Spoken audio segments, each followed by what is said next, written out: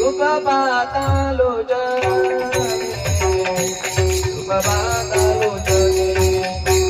जने रूप पातालो पातालो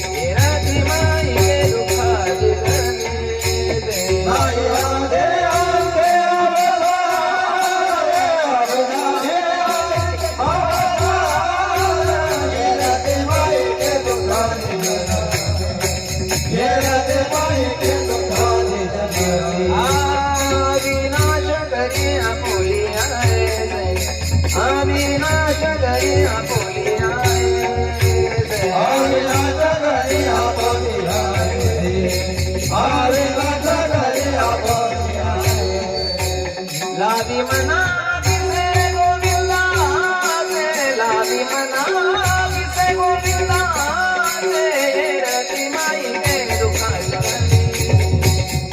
रती माई के दुखाची लावी मना विसे गोविंदा लावी मना विसे गोविंदा येरते माई के दुखाची जगती येरते माई के दुखाची जगती तुका म्हणे का मरणेची सरे तुका म्हणे का मरणेची सरे तुका म्हणे कमरण्याची सर तुका म्हणे कमरण्याची सर उत्तमती उरे कीर्ती मागे उत्तमती उरे कीर्ती मागे रती माई के दुखाची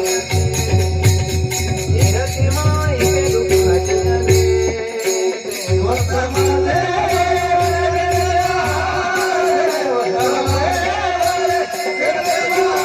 येरते माई के दुखाची जगती येरते माई के दुखाची जगती नाय आदी अंती अवधाने नाय आदी अंती अवधाने रती माई के दुखाची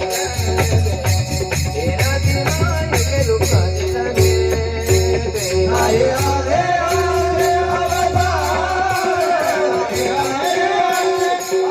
अवतार येरते माई के दुखाची जगती येरते माई के दुखाची जगती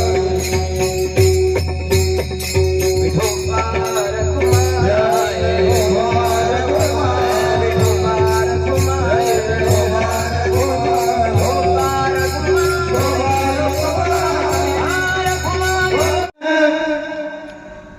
देव करणी घ्यावा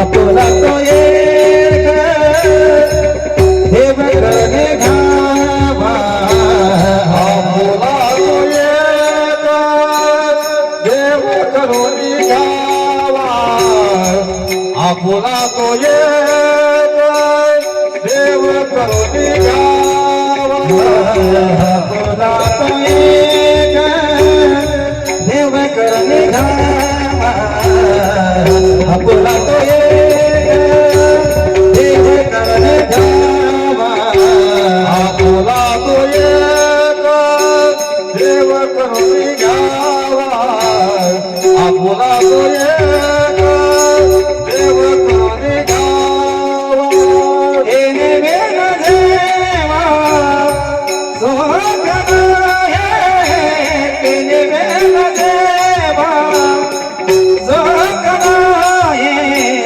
हे रते माये के दुखाचे घनते हे रते माये के दुखाचे घनते तेने विना देवा तू गवये तेने विना देवा तू गवये ये रते माये के दुखाचे घनते ये रते माये के दुखाचे घनते आपला तो एक देव करणे घ्यावा आपला तो एक देव करणे घ्यावा एक देव करुणी घ्यावा आपला तो एक देव करुणी घ्यावा तेने वेद देवा सुख नाही तेने वेद देवा सुख नाही हिरत माये के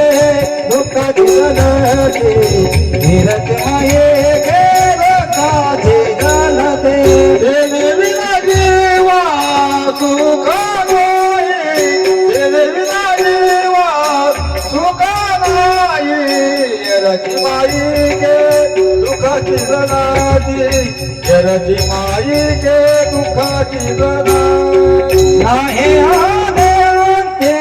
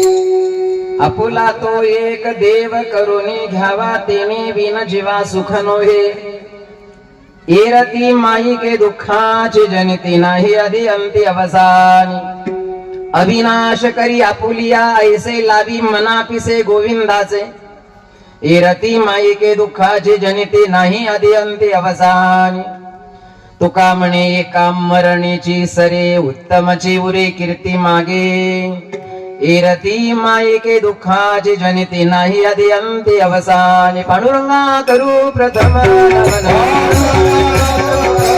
पांडुरंगा करू प्रथम दुसरे चरण संताचे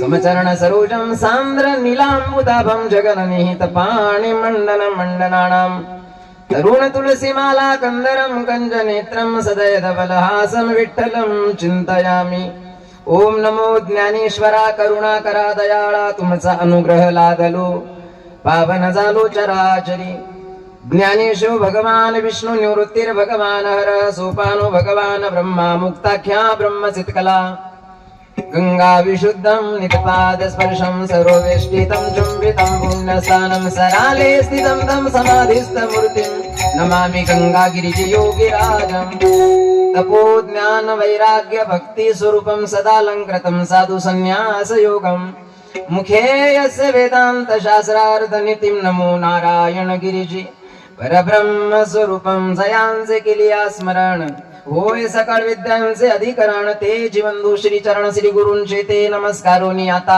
श्री संताची ये माता चरणा श्री संताची ये माता चरणा श्री संताची माता चरणा संताची ये माता चरणा साष्टांग हे करे दंडवत वातावे करे दंडवत वातावे करे दंडवत विश्रांती पावलो सांभाळा उत्तरी वाढली अंतरी प्रेम सुख काय माझी वाणी मानेल संतांचे रंजवू चित्तासे आपुलिया माझी वाणी तुझे वर्णे गुणनाम ऐसे देई प्रेम काही कळा आपुला तो एक देव करून घ्यावा तेने विन जीवा सुख नोहे एरती मायिके दुःखाची जनिती नाही आधी अंती अवसानी प्रस्तुत प्रसंगी कीर्तन रूपे सेवे करता निवडलेला अभंग जगद्गुरु जगद्वंदनीय महाराष्ट्र भूषण वैराग्याचे मूर्तिमंत पुतळे देहू निवासी श्रीमंत जगद्गुरु श्री संत तुकाराम महाराज यांचा 4 चरणाचा आत्मकल्याणाचा उपदेश या अभंगामध्ये जगद्गुरु तुकाराम महाराज समाजाला करतात विठ्ठल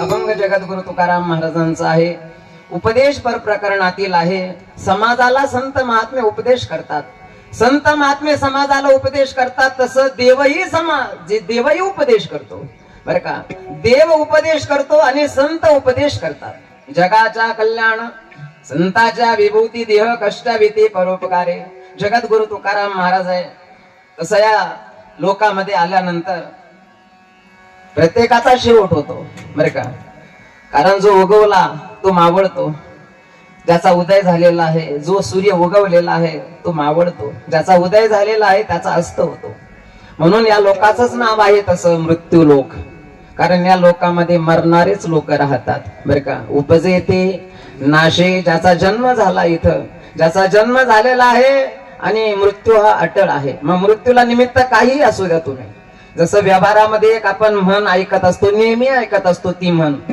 कावळ्याला होतं बसायला आणि फांदीला होतं मोडायला म्हणजे फांदी तशी मोडणारच होती परंतु कावळ्याला झालं बसायला आणि फांदीला होतं मोडायला बर का तसं आले देवाची या मना तेथे कोणाचे चालेना कारण ही ईश्वरी सृष्टी आहे आणि ईश्वरी सृष्टीमध्ये ईश्वरी नियम आहे ईश्वरी कायदा आहे आणि त्या कायद्या म्हणून पळवाट नाही कुणाला बर का कारण असं वर्णन केलं जगद्गुरु तुकाराम महाराजांचे काही असे अभंग आहे महाराज म्हणतात की येथे म्हणजे ज्या लोकांमध्ये आपण आहोत बसलेलो आपण आज आहोत येथे नाही उरू आले अवतार या लोकांमध्ये भगवंताचे अवतार झाले पण या वेळेला मात्र अवतार नाहीये ना जसं मत्स्य कुर्म वराह नरसिंह वामन परशुराम राम कृष्णादी हे अवतार झाले पण येथे नाही उरू आले अवतार येरते पामर जीव किती या लोकांमध्ये देव येतो या लोकांमध्ये संत येतात पण आपण नेहमी प्रमाण ऐकत असतो गेले दिगंबर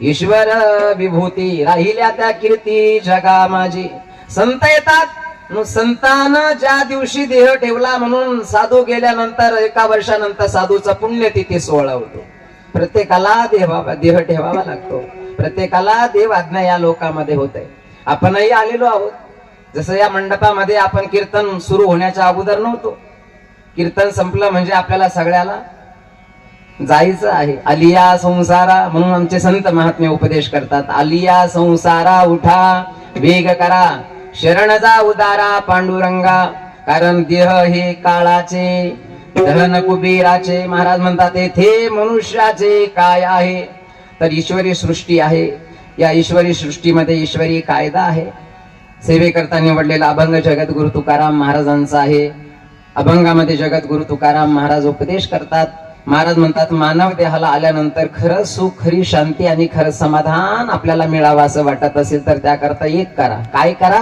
आपुला तो एक देव करून घ्यावा तात्पर्य देवाची भक्ती करा, देवाचं भजन करा. देवाचं भजन आणि देवाची भक्ती कशा करता, त्याचं सरळ सरळ उत्तर आहे, शेवटचा दिस गोड व्हावा. कारण मी अगोदर बोलून गेलो की इथं आल्यानंतर प्रत्येकाचा शेवट होतो आणि तो शेवटचा दिवस गोड व्हावा याकरता आमचे संत महात्मे उपदेश करतात. जसं जगद्गुरु तुकाराम महाराज बोलतात, याचसाठी केला होता अट्टहास, शेवटचा दिवस गोड व्हावा, शेवटचा दिवस गोड व्हावा याकरता भगवंताचं भजन आहे, भगवंताची भक्ती आहे. उपदेश करणारे जगद्गुरु तुकाराम महाराज आहे आपल्या समोर बोलण्याकरता निमित्त प्रथम पुण्यस्मरणाचं आहे. तसं दुःखद असणारी घटना या परिवारामध्ये, अधिक परिवारामध्ये घडली. 1 वर्षापूर्वी आपल्यातून जाऊन ज्यांना या ठिकाणी आज 1 वर्ष पूर्ण झालं.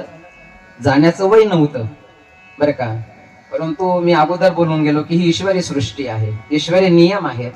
जाण्याचं वय नव्हतं, काय डोळ्याचं ऑपरेशन करण्याकरता दवाखान्यामध्ये नेलं गेलं आणि ऑपरेशन करता करता अटॅकचा काय प्रकार घडला, अटॅकचा प्रकार घडला असं डॉक्टरच्या निदर्शनाला आलं. अटॅकचा प्रकार घडला आणि डोळ्याचं ऑपरेशन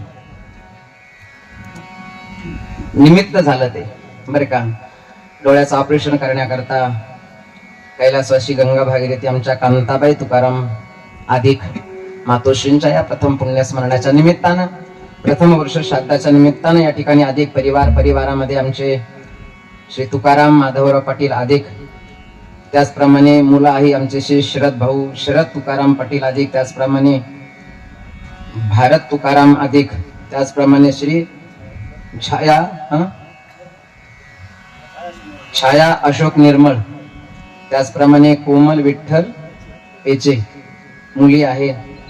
आणि ज्यांच्या प्रथम वर्ष श्राद्धाच्या प्रथम पुण्यस्मरणाच्या निमित्तानं या ठिकाणी आपण उपस्थित आहोत. कैलासवासी गंगा भागीरथी आमच्या श्री कांताबाई तुकाराम पाटील अधिक यांच्या प्रथम पुण्यस्मरणाच्या निमित्तानं 2-5 मिनिटं ही भगवंताची कीर्तन रूपी सेवा. विठला विठला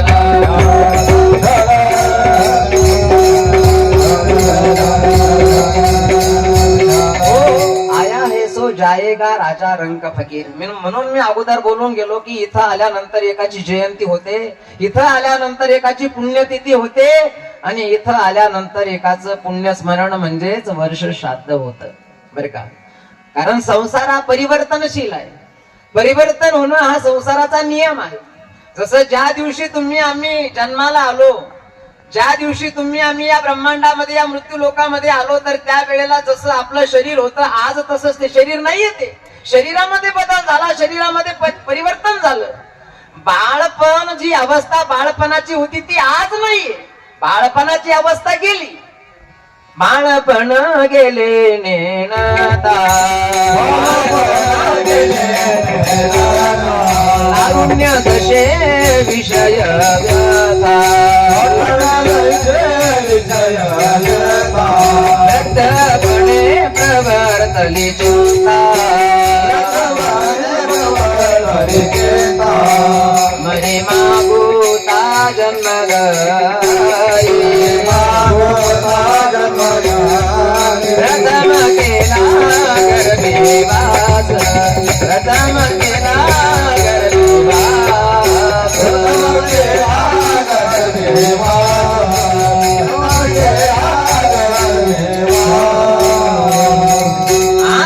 आम्हाला जे शरीर मिळालेलं आहे, संत महात्मे त्याचा विचार करतात की एक बाळपणाची अवस्था होती, एक तारुण्याची अवस्था असते आणि एक वृद्धावस्था म्हणजे म्हातारपणाची एक अवस्था आहे. या शरीराला हे शरीर 3 अवस्थेमधून जात. बाळपणाचे दिवस आपण म्हणतो ना, गेले ते दिवस राहिल्या त्या आठवणी. म्हणजे बाळपणाची जी अवस्था आज आम्हाला जी भगवंतानं दिलेली होती ती बाळपणाची अवस्था आज मात्र नाही. त्या अवस्थेतून आपण दुसऱ्या अवस्थेमध्ये आलो, एक तारुण्याची अवस्था आहे. आणि तारुण्य सुद्धा टिकाऊ नाही, ते तारुण्य सुद्धा करता करता करता करता निघून जात आणि एक दिवस हेच शरीर वृद्धावस्थेमध्ये प्रवेश करते. कधी जात बाळपण, कधी जात तरुणपण हे कळत नाही. पण बाळपण गेले नेणता, भूतकाळामध्ये गेलं. ते काळाचे 3 प्रकार आहे ना, जसं भूतकाळ आहे, भविष्यकाळ आहे आणि वर्तमान काळ आहे. भूतकाळामध्ये बाळपण गेलं, तारुण्य वर्तमान काळामध्ये निघून जात आणि एक दिवस मनुष्य म्हातारा होतो, वृद्धावस्था येते. वृद्धावस्था येऊ नये प्रत्येकाला वाटतं, म्हातारपण येऊ नये असं प्रत्येकाला वाटतं, परंतु ते येतच हो. म्हातारपण येऊ नये असं प्रत्येकाला वाटतं, परंतु ते आल्याशिवाय राहत नाही. जसं बाळपणाची अवस्था येते जाते, तारुण्याची अवस्था येते जाते, परंतु म्हातारपण आल्यानंतर त्याचं एक वेगळंच वैशिष्ट्य आहे, ते आल्यानंतर जात नाही. मग जायचं जर असलं तर ते सुखासुखी नाही जात, चौघांच्या खांद्यावर बसून जात ते, बरं का. म्हातारपणाची अवस्था आहे. महाराज म्हणतात, ऐशी दशा येईल पुढे, तय मन होईल वेडे, म्हणून चिंतून ठेवी रोकडे आत्मतत्व. वृद्धावस्था एक दिवस येईल, म्हातारपण एक दिवस येईल, आणि म्हणून तरुणपणामध्ये, कारण आयुष्य आपल्या हातामध्ये नाहीये, कधी देव आज्ञा होईल हे कुणालाही सांगता येत नाही. जसं जगद्गुरु तुकाराम महाराजांचं एक प्रमाण आहे बघा, पाहतो उंदीर घेऊन जाय बोका, पाहतो उंदीर घेऊन जाय बोका,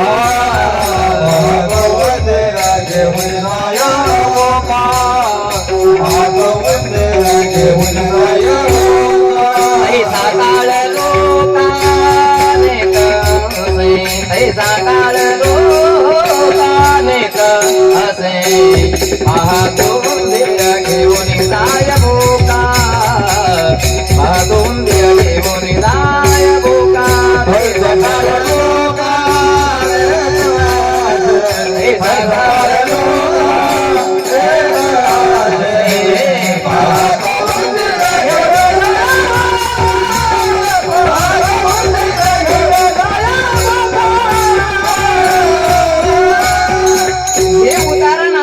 जगद्गुरु तुकाराम महाराज म्हणतात, पहा ना, पाहतो उंदीर घेऊन जाय बोका. तसं ज्याचं आयुष्य संपलं, तैसा काळ लोकांनीत असे. अचानकच प्रसंग येतो कुटुंबामध्ये, अचानकच ही परिस्थिती निर्माण होते कुटुंबामध्ये. असं वाटत नव्हतं, असं वाटत नव्हतं म्हणतो आपण, बरं का, परंतु अचानकच हा प्रसंग कुटुंबामध्ये, परिवारामध्ये घडून येतो. 5000 वर्षापूर्वी कौरव पांडवांचं युद्ध घडलं. कुठं? कौरव पांडवांचं महायुद्ध कुठं घडलं? कुरुक्षेत्रावर. कुरुक्षेत्रावर कौरव पांडवांचं महायुद्ध झालं. त्या कौरव पांडवांच्या युद्धामध्ये किती लोक आले होते युद्ध करण्याकरता? वर्णन केलं गेलं महाभारतामध्ये 18 अक्षौहिणी सैन्य. 18 अक्षौहिणी सैन्य जमलेलं आहे. कौरव पक्षामध्ये 11 अक्षौहिणी आणि पांडव पक्षामध्ये 7 अक्षौहिणी. 7 आणि 11 18. 18 अक्षौहिणी सैन्य रथी महारथी युद्ध करण्याकरता जमले युद्धभूमीवर, कुरुक्षेत्रावर. पण ज्या वेळेला युद्ध सुरू झालं आणि युद्ध सुरू झाल्यानंतर हे युद्ध जवळजवळ 18 दिवस चाललं. किती? 18 दिवस युद्ध चाललं. त्याचा परिणाम झाला, पांडव विजयी झाले आणि कौरवांचा पराजय झाला. बरं का, कौरव पराजित झाले, पांडव विजयी झाले, बरोबर आहे. परंतु वर्णन केलं महाभारतानं सांगितलं की 18 दिवस ज्या वेळेला हे कौरव पांडवांचं युद्ध चाललं, तर या कौरव पांडवांच्या युद्धातून शेवटच्या 18व्या दिवशी मुख्य म्हणून फक्त आणि फक्त बोटावर मोजणारे लोकच शिल्लक राहिले. फक्त आणि फक्त असं वर्णन केलं की 10च लोक शिल्लक राहिले. आले होते युद्ध करण्याकरता 18 अक्षौहिणी सैन्य. आता अक्षौहिणी हा सैन्य, 18 अक्षौहिणी हा जो आकडा आहे, तर हा आपल्या गणितामध्ये आपल्याला बघायला नाही मिळत, परंतु त्याचं वर्णन आलं की अक्षौहिणी म्हणजे काय.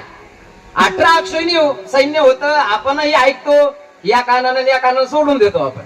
पण महाभारतानं त्याचा विचार मांडला समाजासमोर की 18 अक्षौहिणी सैन्य होतं, बरोबर आहे. परंतु एका अक्षौहिणीचा विचार तर आम्हाला सांगा. तर एका अक्षौहिणीचा विचार सांगत असताना महाभारत त्याचा विचार करतं की एका अक्षौहिणीमध्ये 21,870 रथ असतात. म्हणजे रथ नाही नुसते, त्याला चालवणारे सुद्धा, म्हणजे चालवणारा जो आहे रथाला चालवणारा. तर 21,870 रथ, पुन्हा 21,870 हत्ती, पुन्हा 65,610 घोडे आणि पुन्हा 3,09,350 पायदळ सैन्य. एवढा लवाजमा ज्या वेळेला एकत्रित येतो तर त्याला म्हणतात एक अक्षौहिणी. त्यांना तर तुमच्या सगळ्यांच्या 21,870 रथ, 21,870 हत्ती, 65,610 घोडे आणि 1,09,350 पायदळ सैन्य. एवढा लवाजमा ज्या वेळेला एकत्रित येतो तर त्याला म्हणतात एक अक्षौहिणी सैन्य. असं 18 अक्षौहिणी सैन्य जमलं होतं युद्ध करण्याकरता. परंतु हा लोक आहे, मृत्यू लोक आहे.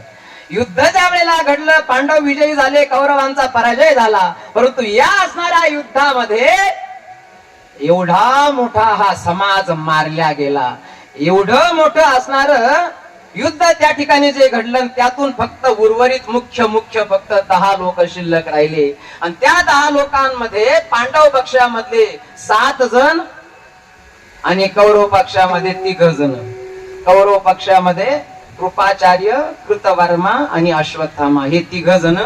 आणि पांडव पक्षामध्ये 5 पांडव, भगवान श्रीकृष्ण परमात्मा आणि सात्यकी. विठ्ठल विठ्ठल. तात्पर्य गेले कुठं बाकीचे गेले कुठं म्हणजे युद्धाचा परिणाम चांगला झाला नाही. युद्धाचे परिणाम कधीच चांगले नसतात. परंतु हा लोक मृत्यू लोक आहे. मृत्यूला काहीतरी निमित्तच पाहिजे ना हो. मृत्यूला निमित्त पाहिजे. जसं ग्रंथ आहे बघा, भागवत ग्रंथ, श्रीमद भागवत ग्रंथ आहे.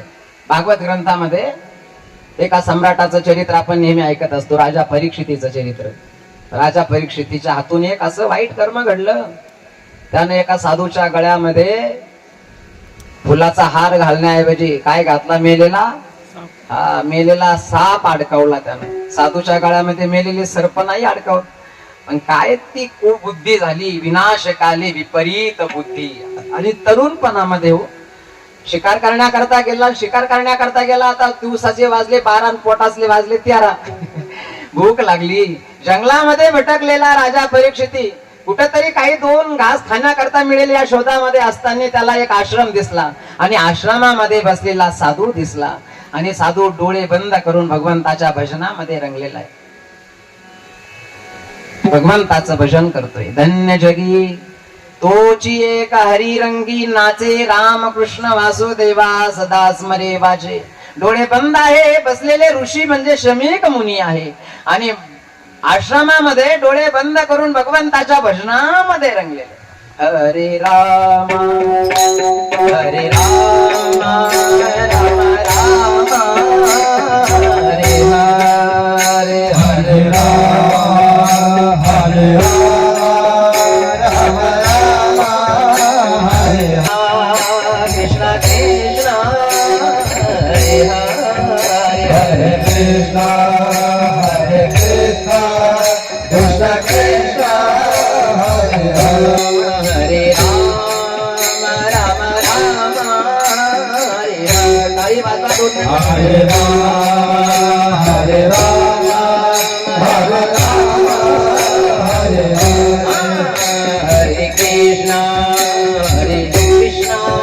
कृष्ण कृष्ण हरे हरे हरे कृष्ण कृष्ण कृष्ण हरे हरे हरे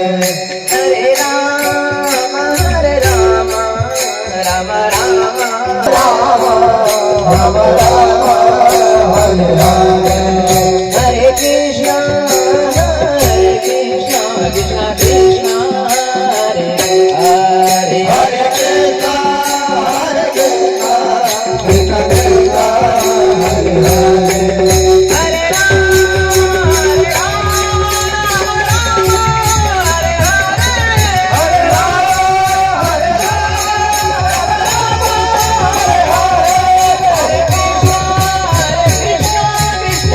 हरे राम हरे हरे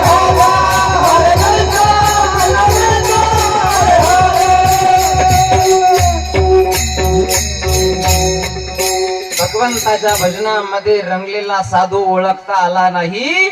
आणि सम्राट राजा परीक्षितीनं तरुणपणामध्ये एका साधूच्या गळ्यामध्ये मेलेला सर्प अडकवला. मला सांगा, तरुणपण आहे परंतु ही कुबुद्धी निर्माण झाली. विनाशकाले विपरीत बुद्धी.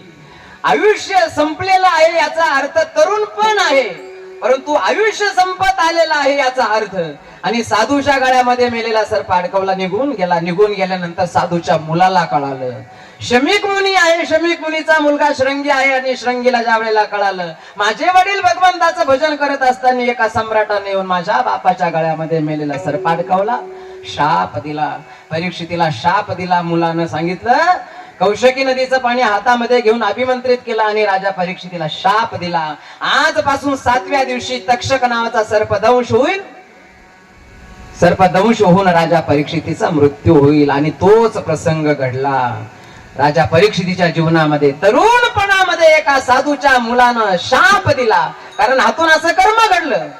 परंतु 7 दिवसापूर्वी एका साधूच्या समोर बसून राजा परीक्षितीनं भगवंताची कथा ऐकली.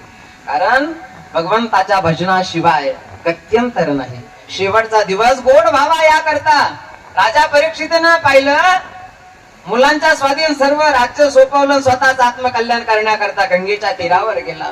एका साधू समोर जाऊन बसला आणि साधूला विचारलं, महाराज काय मी उद्धार पावेन, काय मी उद्धार पावेन,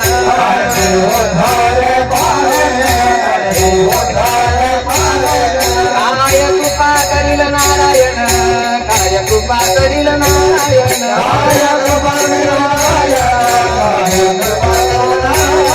ऐसे तुम्ही सांगा संत जन, ऐसे तुम्ही सांगा संत जन,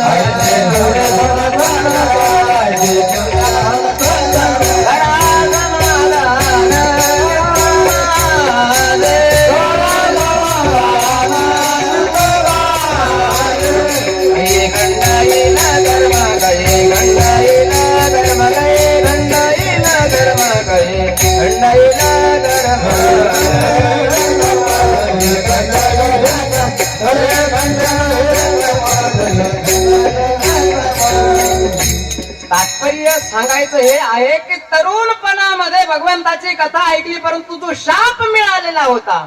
7व्या दिवशी तक्षक नावाचा सर्प चालून आला आणि तरुणपणामध्ये राजा परीक्षितीच्या शरीराला कडकडून दंश केला आणि राजा परीक्षितीचा देह काही क्षणामध्ये जळून भस्म झाला. विशाल गंगेची लाट आली आणि त्या गंगेच्या लाटेमध्ये झालेलं भस्म ही समुद्राला वाहून गेलं. लोक आहे हा, मृत्यू लोक आहे.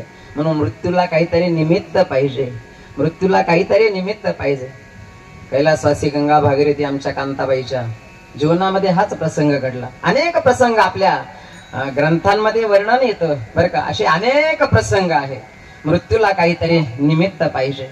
कारण जसं झाडाला पानं आले, झाडाला आलेले पानं ज्या वेळेला आले तर त्यावेळेला ते हिरवेगार आहे, परंतु कालांतरानं तेच पानं पिवळे होतात आणि पिवळे पानं झाले म्हणजे ते गळत राहतात. असंच एक पान पिवळं झालेलं खाली पडलं, पाठीला लागलं, त्याच्या रडायला लागलं, ते रडायला लागलं, पान रडायला लागलं, पान रडायला लागलं, झाड हसायला लागलं. रडणाऱ्या पानानं झाडाला विचारलं, काय झालं तुला हसायला नेमकं? आता तिथून सुटलो, माझ्या पाठीला लागला, तू खुशाल असतो. त्यावेळेला झाड उपदेश करतं पानाला. पानाला सांगितलं, बाबा आता तू पिवळा झाला होता, तुझं गळणं गरजेचं होतं, कारण तू जर गळाला नसता तर मला नवीन पालवी लागली नसती. तशी गळतीच लागलेली आहे ना संसारामध्ये. बघा ना तुम्ही, नेहमी आपण एक प्रमाण ऐकत असतो. आजामेला आपल्या परिवारामध्ये, आपल्या कुटुंबामध्ये आतापर्यंत किती गेले. आजामेला पंजामेला, आजामेला पंजामेला, बाबा बच्चा गेला, आजामेला पंजामेला, आजामेला पंजामेला, आजामेला पंजामेला, बाबा बच्चा गेला, आजामेला पंजामेला, घेते लेकरा तू बच्चा तोही पैसा गा,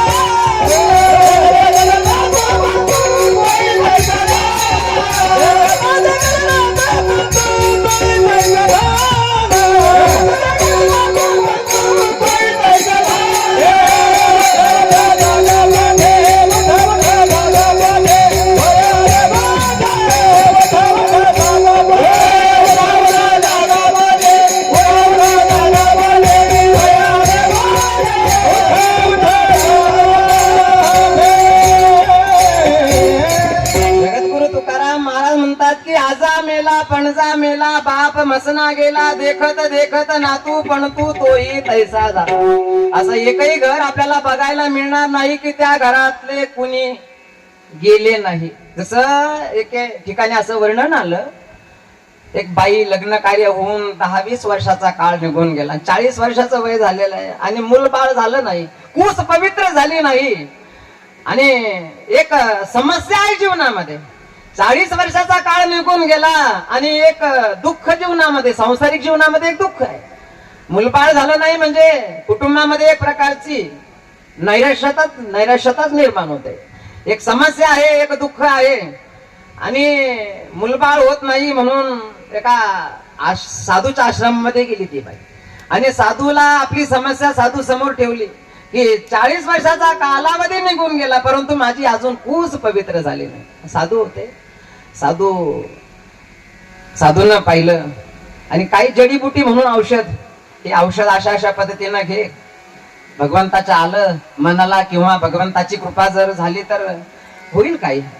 आणि ते औषध साधूनं सांगितलं जसं त्या पद्धतीनं ते घेतलं. कालांतरानं त्या बाईला त्यापासून लाभही झाला आणि 9 महिने झाल्यानंतर बाई गर्भवती राहिली. 40 वर्षाचा काळ लोटलेला आहे आणि 40 वर्षानंतर बाई आज गर्भवती आहे. आनंद झाला बाईला. आणि त्यानंतर एक दिवस बाईनं एका मुलाला जन्मही दिला. आता 40 वर्षानंतर आता घरामध्ये जर पुत्र जन्म होतो तर मग आता आनंदच आहे ना. आणि म्हणून जन्माला आलेल्या बाळाचं नाव, मुलाचं नाव सुद्धा बाईनं आनंदच ठेवलं बरं का. बाळाचं नाव आनंद ठेवलं कारण घरामध्ये आनंद झाला. 40 वर्षाचा काळ निघून गेला, घरामध्ये मूलबाळ नाही. आज 40 वर्षानंतर घरामध्ये मूल जन्माला आलं, आनंद झाला, आनंद नाव ठेवलं. परंतु हा लोक मृत्यू लोक आहे नाव. चितळी गाव आहे ना आपल्या जवळ, चितळी. कोरोनाच्या कोविडच्या कालावधीमध्ये तिथं एका दिवसात जवळजवळ 25 वर्ष श्राद्ध झाले. किती? 25 वर्ष श्राद्ध झाले एकाच दिवसात. म्हणजे त्या गावानं काय तोडली? लीड तोडली, लीड बर का. कोरोनाच्या कोविडच्या काळामध्ये हा प्रसंग घडला तिथं. हा लोक मृत्यू लोक आहे. बाळ जन्माला आलं, जन्माला आल्यामुळं आनंद झाला बाईला, बरोबर आहे. परंतु 4-5 वर्षाचं ते मूल आजारी पडलं आणि आजारी पडलं म्हणजे त्याला एक रोगच जडला. त्याला बरं वाटावं म्हणून तिने खूप काही मोठमोठ्या दवाखान्यामध्ये त्याला दाखवलं परंतु त्याच्या प्रकृतीमध्ये काही बदल झाला नाही.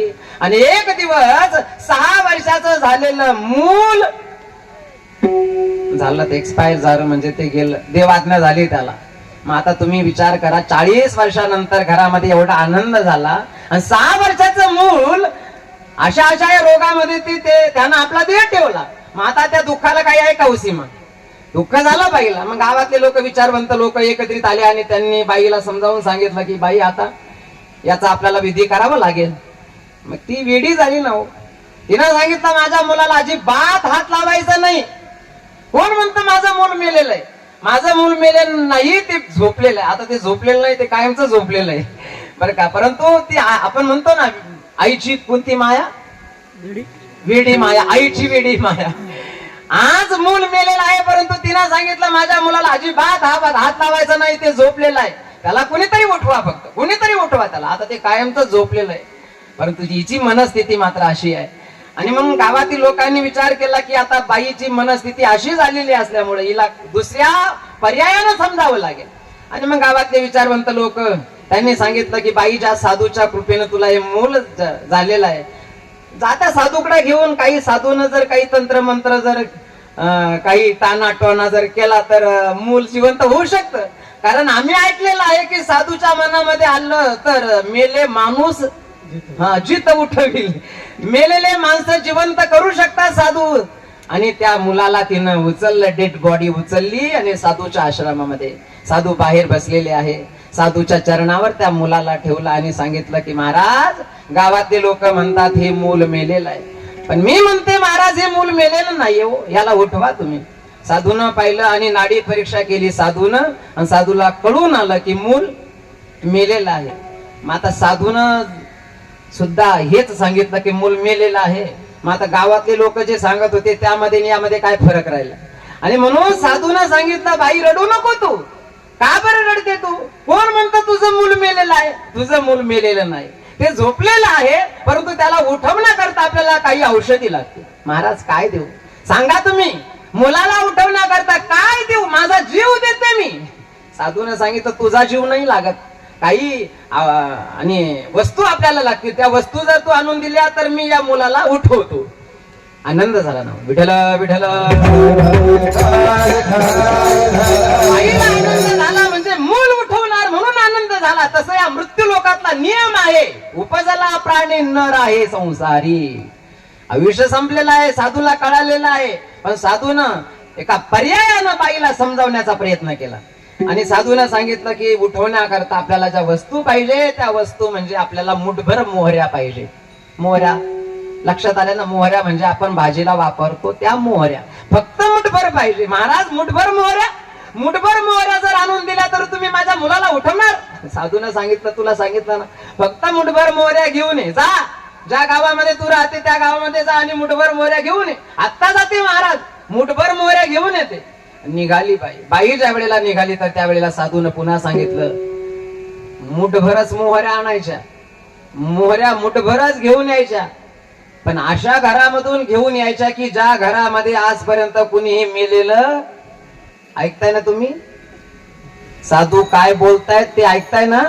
साधू त्या बाईला म्हणतो की बाई अशा घरामध्ये जा आणि अशा घरामधून आपल्याला मुठभर मोहऱ्या घेऊन ये की ज्या घरामध्ये आजपर्यंत कुणीही मेलं. हो हो महाराज, अशाच घरामध्ये जाते ना अशाच घरातून मी मुठभर मोहऱ्या घेऊन येते. आता मनस्थिती तिची कशी आहे याच्यावरून आपल्याला लक्षात आलं असेल.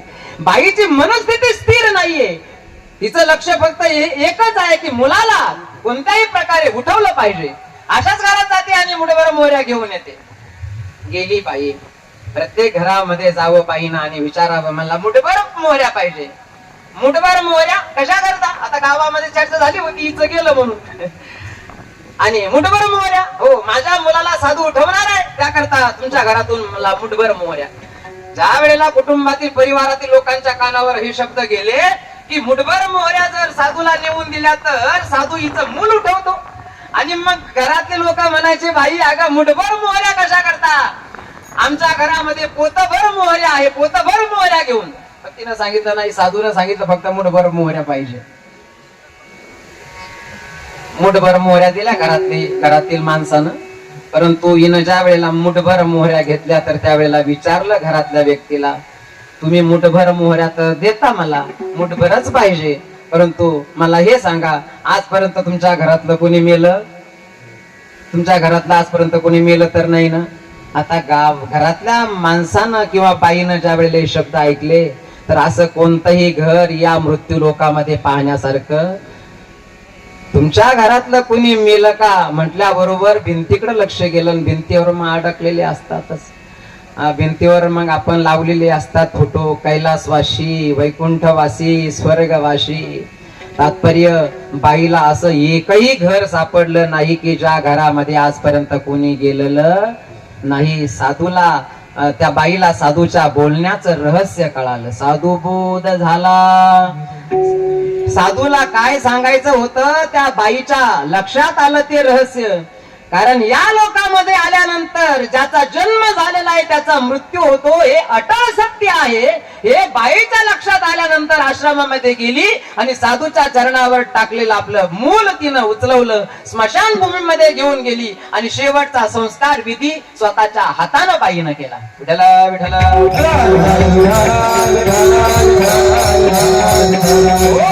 का सांगितलं मी की हा मृत्यू लोक आहे, इथं मृत्यूला निमित्त पाहिजे.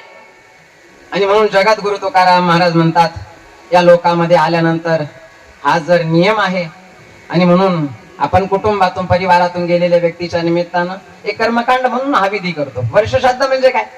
वर्षश्राद्ध शब्दाचा अर्थ काय होतो? वर्षश्राद्ध शब्दाचा सरळ सरळ अर्थ आपल्याला लक्षात येईल याच भाषेमध्ये मी बोलतो. वर्षश्राद्धाचा अर्थ होतो 12 महिने पूर्ण झाले म्हणून वर्ष शब्द प्रयोग केला जातो. आणि श्राद्ध शब्दाचा अर्थ होतो श्रद्धया क्रियते कर्म इति श्राद्ध. म्हणजे कुटुंबातून परिवारातून गेलेल्या व्यक्तीच्या प्रित्यर्थ श्रद्धायुक्त अंतकरणाने जे कर्मकांड केलं जातं त्याला म्हणतात वर्ष श्राद्ध. विठ्ठल.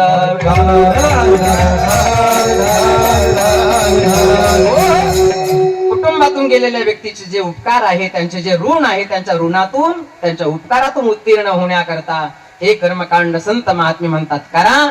परंतु इथं आल्यानंतर आपलाही हा विधी होणार आहे बर का. इथं प्रत्येकाला देव आज्ञा होणार आहे. आणि मग जगद्गुरु तुकाराम महाराजांसारखे जे संत आहे ते उपदेश करतात. महाराज म्हणतात आपला शेवटचा दिवस गोड व्हावा असं जर वाटत असेल तर त्याकरता एक उपाय करा. कोणता उपाय? त्याचं वर्णन केलं जगद्गुरु तुकाराम महाराजांनी अभंगाच्या प्रथम चरणामध्ये. आपुला देव करुणी घ्यावा, आपुला देव करुणी घ्यावा, देव करुणी घ्यावा, आपुला देव करुणी घ्यावा, आपुला देव करुणी घ्यावा, आपुला देव करुणी घ्यावा, आपुला देव करुणी घ्यावा, आपुला देव करुणी घ्यावा,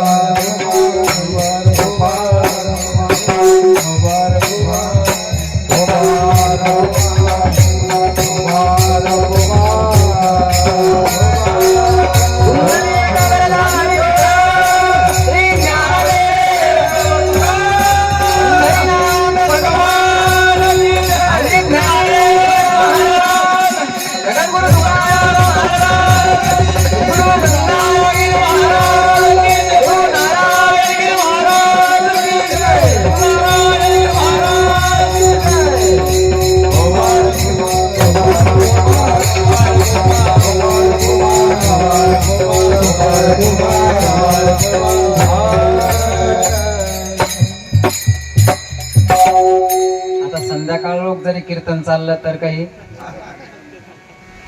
बघा ना तुम्ही, गरम व्हायचं कामच नाही. आता जगद्गुरु तुकाराम महाराज उपदेश करतात. अधिकार आहे जगद्गुरु तुकाराम महाराजांचा. महाराज म्हणतात की या लोकामध्ये म्हणजे मृत्यू लोकामध्ये आपण आलो, मृत्यू लोकामध्ये आलो, मानव देह मिळाला. हे उभं मॉडेल भगवंतानं दिलं. तसं पाहिलं तर या ब्रह्मांडामध्ये जेवढे काही जीव आहे भगवंतांना बनवलेले, त्यांच्या शरीराची रचना ही आडवी आहे, पण बिचारे चालतात सरळ ते, बरं का. पण हे मॉडेल उभं आहे, उभं, परंतु आज जिथं जातो तिथं आडवा. आडवायचं असेल तर मग पाणी आडवा, लावायचे असतील तर मग झाडे लावा.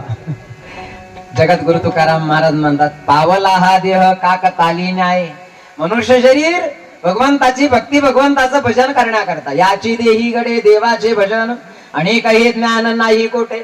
भगवंताचं भजन, भगवंताची भक्ती करण्याकरता मनुष्य शरीर आहे. त्याकरताच हात आहे, त्याकरताच पाय आहे, त्याकरता डोळे आहे, कान आहे, दिली इंद्रिय, हात पाय कान डोळे मुख बोलावया वचन.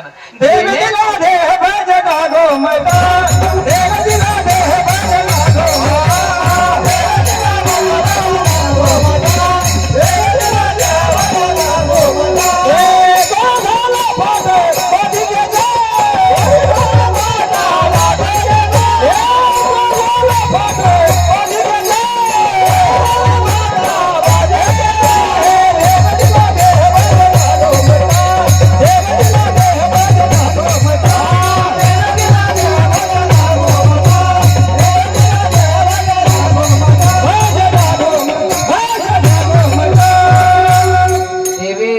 देह भगवंतानं जो देह दिला तो भजना करता दिला. तेवे दिला देह भजना गोमटा, भजन करण्याकरता मनुष्य देह भगवंतानं दिला. जगद्गुरु तुकाराम महाराज म्हणतात, मग या मनुष्य देहाला आल्यानंतर आपुला तो एक देव करून घ्यावा. अगोदर मी बोलून गेलो की कधी मृत्यू येईल हे सांगून येणार नाही. मृत्यूला काहीतरी एक दिवस प्रत्येकाच्या जीवनामध्ये काहीतरी निमित्त घडेल. माणसाला ठेच लागते, ती डोंगराची लागते का एखाद्या छोट्याशा दगडाची लागते? डोंगराची लागते नाही, ठेच लागते प्रत्येकाला. ती डोंगराची लागत नाही, ती छोट्याशा दगडाची लागते. तसं मृत्यूला काहीतरी निमित्तच लागतं, बरं काय. पण जगद्गुरु तुकाराम महाराज म्हणतात की या मानव देहाला आल्यानंतर आपल्या वाट्याला आलेलं कर्तव्य म्हणून करा, बरं का. वर्ष श्राद्ध हे कर्मकांड आहे, आपल्या वाट्याला आलेलं आहे. कोणाचे तरी ऋण आहे, कोणाचे तरी उपकार आहे. त्यांच्या उपकारातून, त्यांच्या ऋणातून उत्तीर्ण होण्याकरता श्रद्धायुक्त अंतःकरणाने हे कर्मकांड करा. परंतु आपलाही शेवट गोड व्हावा याकरता नेहमी सावध. आपुला तो एक देव करून घ्यावा. कारण देवाशिवाय या मृत्यू लोकामध्ये रक्षण करणारं कोणी नाही. महाभारतामध्ये आपण नेहमी कीर्तनातून उदाहरण ऐकत असतो द्रौपदीचं. द्रौपदीला ज्या वेळेला भर दरबारामध्ये दुःशासनानं ओढत आणलं आणि दुर्योधनानं सांगितलं, दुःशासना काय बघतोस, या द्रौपदीला निर्वस्त्र कर. निर्वस्त्र कर म्हटल्याबरोबर आदेश आहे ना हो, सम्राटाचा, दुर्योधनाचा आदेश आहे आणि आदेशाचं पालन करतो दुःशासन. आणि दुःशासनानं द्रौपदीला निर्वस्त्र करण्याचा प्रयोगही सुरू केला.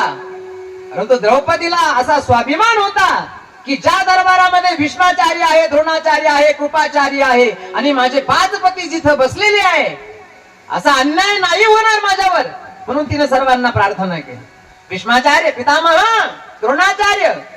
द्रोणाचार्यांना प्रार्थना केली, भीष्माचार्यांना प्रार्थना केली. उपस्थित दरबारामध्ये हस्तिनापुराच्या बसलेले जे रथी महारथी योद्धे आहे त्यांना सर्वांना प्रार्थना केली. परंतु द्रौपदीचं रक्षण करण्याकरता कुणीही दरबारामध्ये उठून उभं राहत नाही. पाहिलं तिनं की दरबारामध्ये माझं रक्षण करण्याकरता कोणीही उठून उभं राहत नाही. आणि हा साधा छळ नाही, एक महान पतिव्रता नारी आहे आणि एका महान पतिव्रता नारीला दरबारामध्ये निर्वस्त्र करण्याचा प्रयोग केला जातोय. अशा वेळेला पाहिलं तिनं की माझं रक्षण कोण करील आता. कोठे गुंतला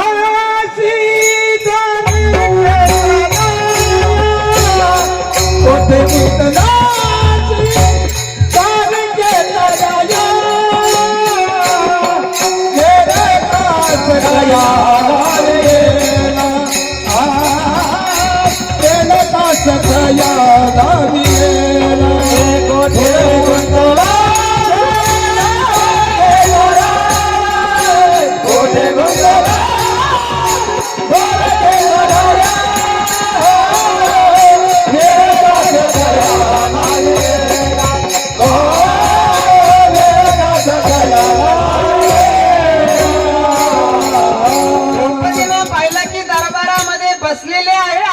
सिंहासनावर, परंतु बसलेले खाली माना घालून आहे. खाली माना सगळ्यांच्या पाहिल्या, या दरबारामध्ये माझं रक्षण कोणी करू शकत नाही, म्हणून तिनं पाहिलं आता देवाशिवाय पर्याय नाही, म्हणून तिनं हात जोडले. हे प्रभो गोविंद द्वारका वासिन कृष्ण गोपी जन प्रिय कौरवै परिभूता माम किम न जानासी केशव. हे केशवा, हे कृष्णा, कोठे गुंतलासी द्वारकेच्या राया, वेळ कास कया लावी याला. अरे या असणाऱ्या दरबारामध्ये मला निर्वस्त्र करण्याचा प्रयोग केला जातोय माझं रक्षण करण्याकरता. हे प्रभू, हे कृष्णा. श्री कृष्ण गोविंद हरे मुरारे, हे नाथ नारायण वासुदेवा. गोविंद हरे मुरारे, हे नाथ नारायण वासुदेवा. श्री कृष्ण गोविंद हरे मुरारे, हे नाथ नारायण वासुदेवा. कृष्ण गोविंद हरे मुरारे, हे नाथ नारायण वासुदेवा. हे नाथ नारायण वासुदेव, हे नाथ नारायण वासुदेव. हे नाथ नारायण वासुदेवा, हे नाथ नारायण वासुदेवा. हे नाथ नारायण वासुदेव, हे नाथ नारायण वासुदेव. हे नाथ नारायण वासुदेवा, हे नाथ नारायण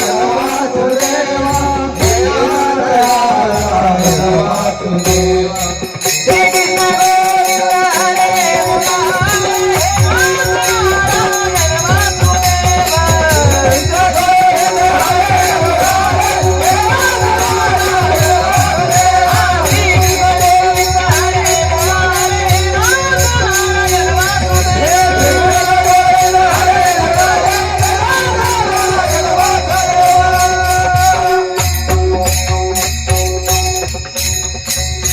भगवंताचा धावा केला.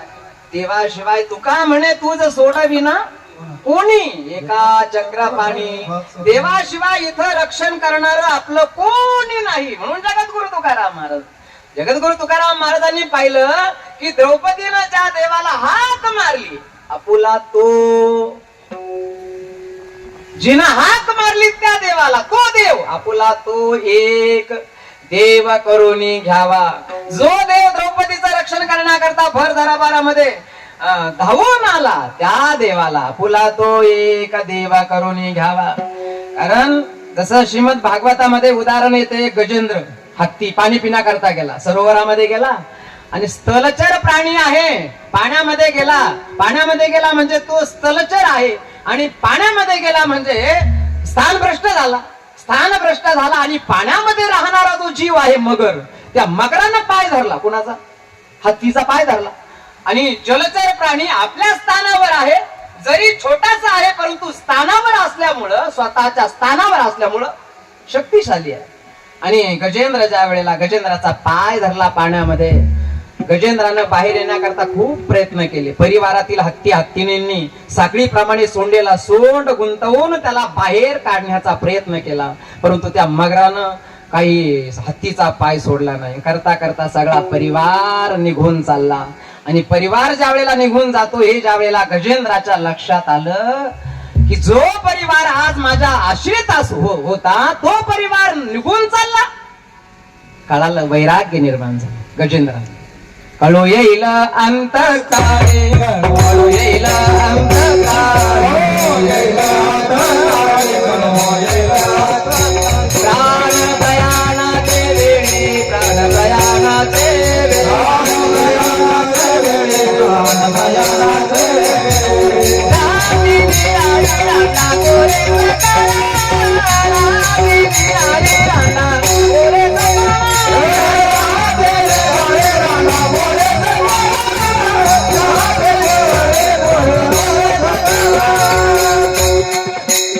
आपल्याही जीवनामध्ये एक दिवस असंच घडणार आहे. कळू येईल अंतकाळी, प्राण प्रयाणाचे वेळी, राहती निराळी, रांडा पोरे सकळ. काय करतात आपल्या कुटुंबातले लोक? मृत्यू झाल्यानंतर काय करतात? यमाची हाती बांधून, हे कोड मला अजून नाही उलगडलं, मेलेल्या माणसाला बांधून देतात ना, आता मला सांगा, तुम्ही मेलेला माणूस पळून जाईल का? नाही. तरी जगद्गुरु तुकाराम महाराज म्हणतात, यमाचे हाती बांधोनिया देती भूषणही घेते काढोनिया, ऐशिया चोरांचा कैसा हा विश्वास. जसं गजेंद्राला परिवारातील कुटुंबातील या सगळ्या परिवारानं धोका दिला, जसं द्रौपदीला भर दरबारामध्ये बसलेले रथी महारथी भीष्माचार्य द्रोणाचार्य आणि स्वतःचे 5 पती आहे सिंहासारखे पांडव, परंतु ज्या वेळेला दुर्योधनानं सांगितलं की निर्वस्त्र कर, द्रौपदीचं रक्षण करण्याकरता कोणी नाही. म्हणून जगद्गुरु तुकाराम महाराजांच्या लक्षात आलं की देवाशिवाय रक्षण करणाऱ्या जगामध्ये कोणी नाही.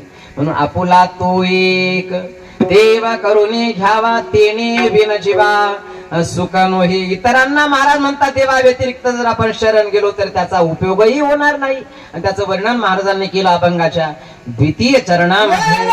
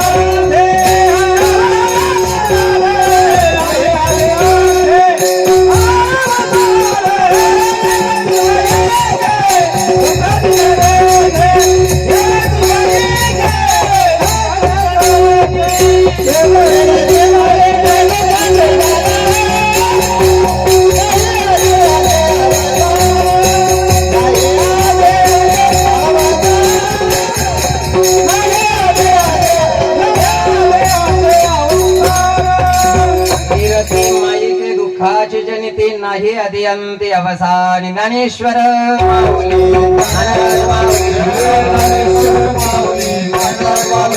ज्ञानेश्वर माऊली माई के दुःखाची जनिते नाही आदि अंती अवसान. जगद्गुरु तुकाराम महाराज म्हणतात की अविनाशी असणारा जो देव आहे, बरं का, देवाचं नाव आहे अविनाश.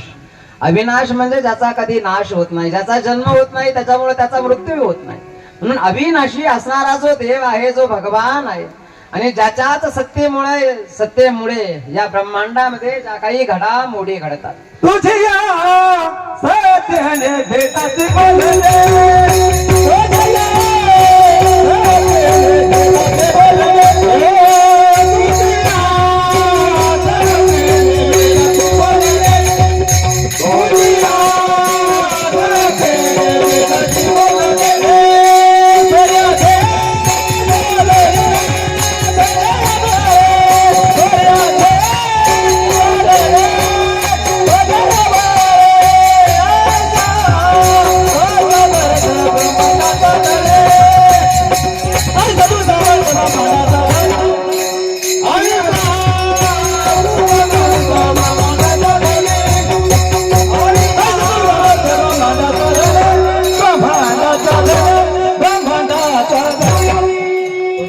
सत्तेने वेदासी बोलणे, सूर्यासी चालणे, तुझ्या सत्ते. सूर्य उगवतो, सूर्य मावळतो, कुणाची तरी सत्ता आहे.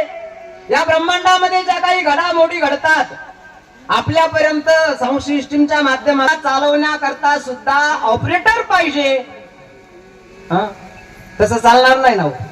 हे सिस्टम चालवण्याकरता याच्या पाठीमागे कोणीतरी चालवणारा आहे, म्हणजे त्याला आपण ऑपरेटर असं म्हणतो, बरं का. हे ब्रह्मांड आहे, या ब्रह्मांडामध्ये सुद्धा,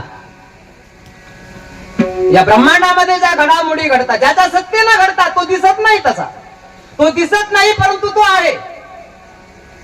जगद्गुरु तुकाराम महाराज म्हणतात त्यालाच अविनाश, म्हणजे ज्याचा कधी नाश होत नाही, त्याचं नाव आहे अविनाश. म्हणून त्या देवाचं वेड लागावं. मृत्यू कधी येईल हे सांगून नाही येणार. म्हणून मी अगोदर बोलून गेलो की जसं पाहतो उंदीर घेऊन जाय भोका, असं नाही की एखादा भोका गळ्यामध्ये घंटा बांधून आला आणि उंदराला त्याला पकडायचं आहे, नाही, असं नाही घडत. पाहतो उंदीर घेऊन जाय बोका, तैसा काळ लोकांनी तसे कारण देहावर सत्ता काळाची आहे. देह हे काळाचे, धन कुबेराचे. महाराज म्हणतात हे मनुष्याचे काय आहे. आणि म्हणून सतत सावधानतेचा इशारा आमचे संत महात्मे करतात. अविनाशी म्हणजे देवाचं वेड लागावं. जसं मीराबाईला लागलं. मीराबाई एक राजकन्या आहे, पण तिनं पायामध्ये घुंगरा बांधावे, गळ्यामध्ये विणा घ्यावा, हातामध्ये चिपुळ्या घ्याव्या आणि गल्लोगल्ली नृत्य करावं. भज गोविंद गोविंद गोपाला,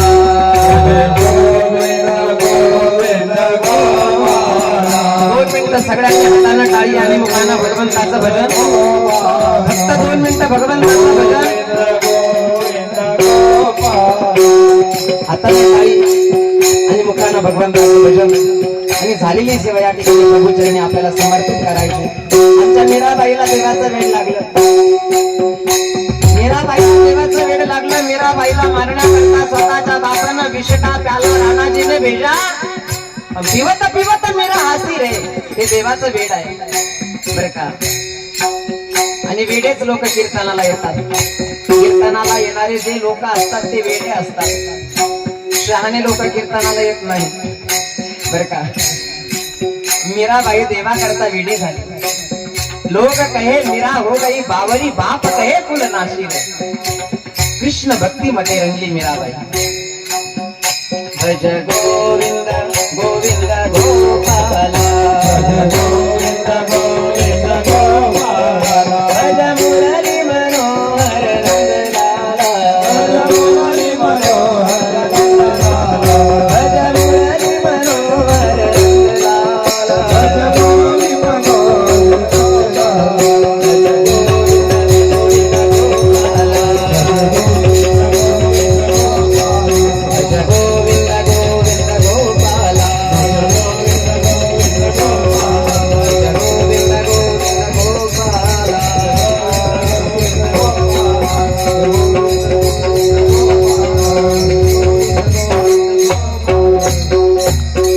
जगद्गुरु तुकाराम महाराज म्हणतात, असं भजन जीवनामध्ये मीराबाईनं जसं केलं.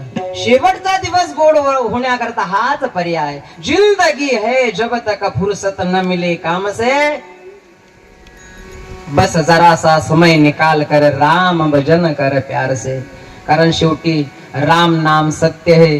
देव आज्ञा झाली म्हणजे हे भजन प्रत्येकाच्या वाट्याला येणारच आहे. महाराज म्हणतात, अविनाश करी आपुलिया ऐसे. अविनाशी असणाऱ्या देवाचं जर भजन केलं, त्याचं जे वेड लागलं, तर महाराज म्हणतात शेवटचा दिवस गोड होईल. आणि त्याचं वर्णन महाराजांनी केलं अभंगाच्या 3य चरणामध्ये. अविनाश करी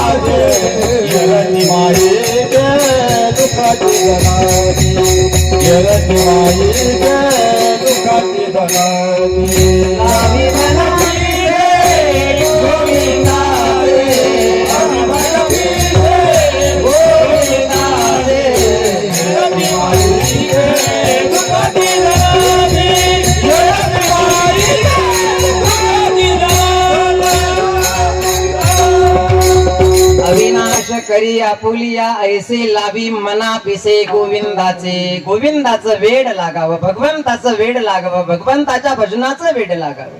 भगवंताच्या भजनाचं वेड लागलं, भगवंताच्या भक्तीचं जर वेड लागलं, तर जगद्गुरु तुकाराम महाराज म्हणतात की याचसाठी केला होता अट्टहास. शेवटचा दिवस गोड व्हावा, शेवटचा दिवस गोड व्हावा या करता प्याला पियो हरी नाम का, अखिया कियो लाल, भजन करो भगवान का तो झक मारेगा काल. काळावर सुद्धा विजय मिळवण्याचं सामर्थ्य भगवंताच्या भजनामध्ये आहे, हरीच्या भजनामध्ये आहे. म्हणून हरि भजन को मान रे प्यारे, हरि भजन को मान रे। बदन दिया हरि गुण गाने को, वतन दिया हरि गुण गाने को, और कान दिए सुन ज्ञान रे। हरि भजन को मान रे बंदे, हरि भजन को मान रे। नयन दिए दर्शन करने को, नयन दिए दर्शन करने को, और हाथ दिए करदान रे। हरि भजन को मान रे। तू कामणे कामरण्याची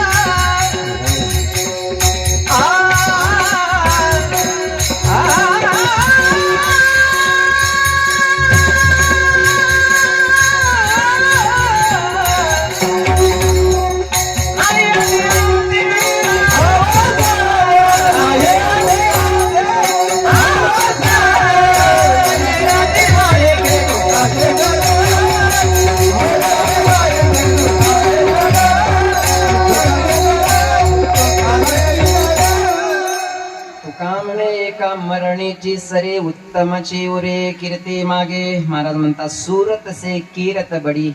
बरं का, सुरत म्हणजे ते सुरत नाही, कोणत्या राज्यात आहे ते? मध्य प्रदेश. हा? गुजरात मध्ये. ती सुरत नाही, शरीराला ही सुरत म्हणतात. सूरत से कीरत बड़ी पीन पंख उड़ जाए. सूरत तो जाती है कीरत कभी न जाए.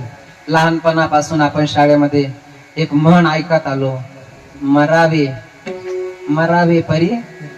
मरावे काय, मरावेच लागतं, मरावंच लागतं, पण ती म्हण आपण ऐकत आलो, मरावे परी कीर्ती रूपी उरावे. अर्थात जब तुम आए जगत में तो तुम हासे जग रोए. अब ऐसी करणी कर चलो तुम हासे जग रोए. आपल्या करता कोणीतरी रडावं असं आपलं जीवन असावं. महाराज या ठिकाणी उपदेश करतात. असो, लग्नाला सुद्धा बऱ्याच लोकांना या ठिकाणी आज जायचं आहे. आणि म्हणून आज ज्या निमित्तानं या ठिकाणी उपस्थित पाहुणे मंडळी, आप्तेष्ट मंडळी, समस्त ग्रामस्थ मंडळी, भजनी मंडळी, सर्वजण आपण या ठिकाणी उपस्थित आहोत. ज्यांच्या प्रथम वर्ष श्राद्धाच्या प्रथम पुण्यस्मरणाच्या निमित्तानं. तसं या कुटुंबामध्ये ही दुःखदच घटना घडली. कारण 50च्या आसपास ज्या मातोश्रींचं वय होतं आणि काय डोळ्याचं एक ऑपरेशन करत असताना अटॅकचा झटका आला आणि त्यामध्ये त्यांना आपला देह ठेवावा लागला. तर या ठिकाणी कैलासवासी गंगा भागीरथी आमच्या कांताबाई तुकाराम पाटील अधिक भगवान परमात्मा त्यांच्या जीवात्म्याला चिर शांती देवो, हीच ईश्वर चरणी या ठिकाणी प्रार्थना करूया. आणि झालेली सेवा या ठिकाणी प्रभू चरणी समर्पित. 2 शब्द कोणाला बोलायचे नाही बोलायचं, जागेवर 2 मिनिटं सगळेजण उठून उभे राहा. जर बोलायचं असेल तर या, कीर्तन झाल्यानंतर. कैलासवासी कांताबाई तुकाराम अधिक यांचं 1 वर्षापूर्वी दुःखद निधन झालं. खरं म्हणजे महाराजांनी या ठिकाणी विस्तृत असं विवेचन या ठिकाणी केलेलं आहे. अनेक त्यांनी या ठिकाणी प्रमाणं दिली. मरावे परी कीर्तिरूपी उरावे. आपला देव, आपला एकच देव करुणी घ्यावा, हे नव्हे अशा प्रकारचे महाराजांनी आपल्याला मोलाचं असं या ठिकाणी मार्गदर्शन केलं. लेकुराचे हित वाये माऊलीचे तित्त, आईची कळवळ्याची जाती करी लाभावी न प्रीती. अशी या मायेची, या आईची 2 मुलं, आमचे शरद भाऊ, दुसरे भरत भाऊ, यांना या मायेने खूप मोठं असं प्रेम दिलं. आणि खूप कष्टातून आमच्या तुकाराम मामाने या ठिकाणी हा प्रपंच उभा केला होता. गरिबीतून वर आलेलं असं एक कुटुंब होतं आणि त्यांनी मोठ्या जिद्दीने आणि कष्टाने हा कांता मामीच्या रूपानं, त्यांच्या कष्टातून, त्यांच्या सहकार्यानं मोठं असं हे वैभव प्राप्त केलेलं आहे. मी माझ्या आधी कुटुंबाच्या वतीनं, अशोक उद्योग समाजाच्या वतीनं कांता मामींना भावपूर्ण श्रद्धांजली अर्पण करतो. गावच्या वतीनं, खानापूर सहकारी सोसायटीच्या वतीनं, ग्रामपंचायतीच्या वतीनं पुन्हा एकदा त्यांना भावपूर्ण श्रद्धांजली अर्पण करतो आणि थांबतो. आता विश्वात्मके विदोषो निमसजावे. जी खळांची व्यंकटी तया सत्व स्वधर्म सूर्य पाहो. जो जे बांधेल तो ते लावो. वर्षात सकळ मंगळी ईश्वर निष्ठांचे. अनवरत भूमंडळी भेटतो तया भूता. चला कल्पतरुषे चेतना बोलते जे अर्णव. चंद्रमे जे लांछन मार्तंडचे. हे सर्वाय सदा सज्जन किंबहुना पूर्ण होनी. भजे जो आदि पुरुखे आणि ग्रंथोपशिवी विशेष दृष्टाद्रष्ट विषय. एत म्हणे श्री विश्वेश्वराव होईल इणे वरे ज्ञान देवोस. इणे वरे ज्ञान देवोस. इणे समर्पित विठाल